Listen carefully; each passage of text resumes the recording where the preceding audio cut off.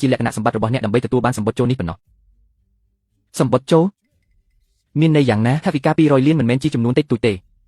ផ្នែកហិរញ្ញវត្ថុត្រូវការពេលវេលាដើម្បីដំណើរការនាយកដ្ឋានសាធារណៈក៏នឹងធ្វើការស៊ើបអង្កេតហ្មត់ចត់លើក្រុមហ៊ុនរបស់អ្នកផងដែរប៉ុន្តែអ្នកមិនបាននិយាយថាខ្ញុំបាននិយាយអ្វីខ្ញុំបាននិយាយថាបើអ្នកត្រឡប់មកនៅលីវិញលុយនឹងត្រូវផ្ទេរចូលកាន់នីរបស់អ្នកភ្លាមមែនទេលោកឆេនអ្នកប្រញាប់ប្រញាល់ពេកហើយពិបាកនឹងឲ្យខ្ញុំជឿថាអ្នកអាចគ្រប់គ្រងលុយនេះបានល្អអហល់បាទខ្ញុំប្រញាប់ពេកហើយអញ្ចឹងខ្ញុំនឹងត្រឡប់ទៅផ្ទះរងចាំដំណឹងលោកលីមកពីក្រុមហ៊ុន Jasper Insurance Technology បានរងចាំអ្នកនៅខាងក្រោមអស់20នាទីហើយគាត់ចង់ពិភាក្សាជាមួយអ្នកអំពីការវិនិយោគនេះនៅមានគូប្រជែងទៀតលោកឆេនសហគ្រិនដូចអ្នកមិនមែនកម្រិតដូចអ្នកគិតនោះទេជំរឿនរបស់ដើមទុនតែងតែជ្រើសរើសយកល្អបំផុតក្នុងចំណោមល្អបាទបច្ចេកវិទ្យារបស់ហុងយន់មិនល្អដូចមួយចាំងរបស់យើងទេហើយផ្ទៃខាងក្រោយរបស់គាត់ប្រកាសជាមិនស្អាតដូចខ្ញុំទេខ្ញុំមិនចូលចិត្តអ្នកដែលគ្រាន់តែនិយាយនោះទេខ្ញុំមើលតែលទ្ធផលប៉ុណ្ណោះអ្នកកុំបារម្ភព្រឹកស្អែកខ្ញុំនឹងទៅយកលិខិតបញ្ជាក់ខ្ញុំពិតជាមានភាពស្មោះត្រង់ណាស់ត្រឡប់ទៅរងចាំដំណឹងទៅចាំថាមុនពេលចុះកិច្ចសន្យាជាផ្លូវការខ្ញុំមិនចង់រឿងការងារអ្វីដែលអវិជ្ជមាននោះទេអ្នកកុំបារម្ភនឹងគ្មានព័ត៌មានអវិជ្ជមានអ្វីទាំងអស់អញ្ចឹងខ្ញុំទៅមុនហើយអញ្ចឹងអ្នកត្រូវទៅជាមួយខ្ញុំ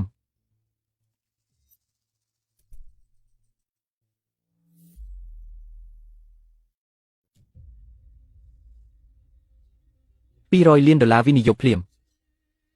នេះរលូនពេកហើយ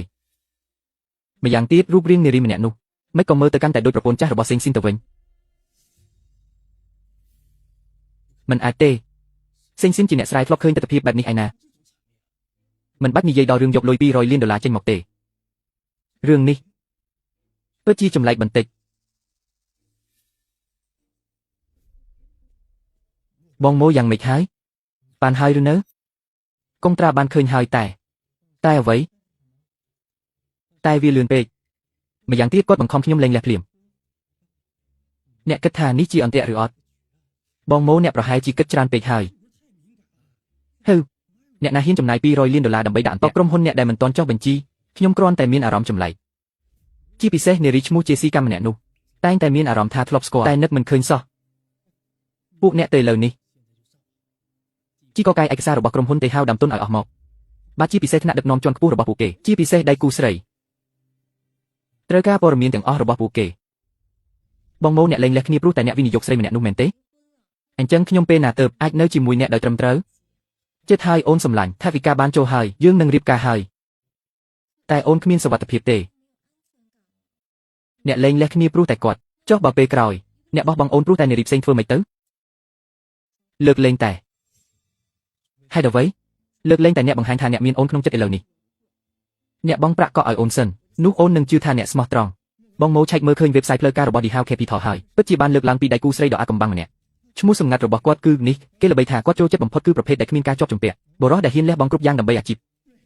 ហើយមានដំណឹងមិនល្អមួយទៀតថាគាត់ធ្លាប់វិនិយោគលើគម្រោងមួយគ្រាន់តែដោយសារស្ថាបនិកលែងលះគ្នាគាត់ក៏ដកទុនវិញភ្លាមគាត់ថាបរិសុទ្ធដែលមានគ្រួសារមិននឹងណូមិនអាចដោតលើអាជីពបានទេ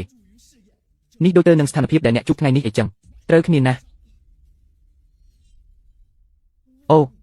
ខ្ញុំថាហើយខ្ញុំថាអារម្មណ៍ខ្ញុំមិនខុសទេនេះពិតជាដល់ពេលមានសំណាងហើយម៉ាក់មិនបានមើលផ្ទះល្វែងធំនៅកណ្ដាលក្រុងទេអីហើយឡានស្ពតទៀតគ្រាន់តែថ្ងៃស្អែកបានលិខិតលែងលះភ្លាមលុយ$200 លានចូលកាន់នេះភ្លាមខ្ញុំនឹងនាំម៉ាក់ទៅទិញឡានទិញផ្ទះនឹងដាក់ឈ្មោះម៉ាក់ពិតជាដាក់ឈ្មោះខ្ញុំមែនហ៎បងទី2អ្នកពិតជាល្អណាស់បងប្អូនយើងបន្តផឹកទៀតទៅថ្ងៃស្អែកជាថ្ងៃដែលខ្ញុំសន្យាថានឹងបានជោគជ័យខ្ញុំមើលទៅអ្នកកំពុងជីករណ្ដៅកប់ខ្លួនអញហើយថ្ងៃស្អែកចុះសម្បត្តិទើបជាការចាប់ផ្ដើមនៃបញ្ហាពិតប្រាកដរបស់អ្នក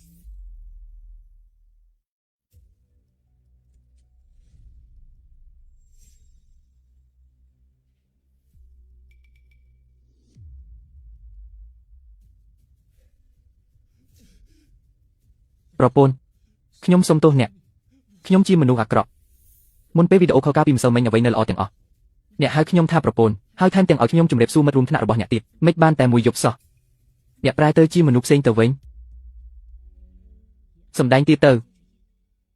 មួយកំភ្លៀងនេះនៅស្រាលពេកប្រពន្ធអ្នកគិតថាខ្ញុំចង់ធ្វើអីចឹងមែនទេ កាលពីម្សិលមិញខ្ញុំកាចដាក់អ្នកក្នុងវីដេអូអ្វីដែលខ្ញុំបានធ្វើដាក់អ្នកតាមពិតគឺធ្វើដើម្បីឲ្យអ្នកដទៃមើលទេធ្វើឲ្យអ្នកដទៃមើលបាទវីដេអូកាលពី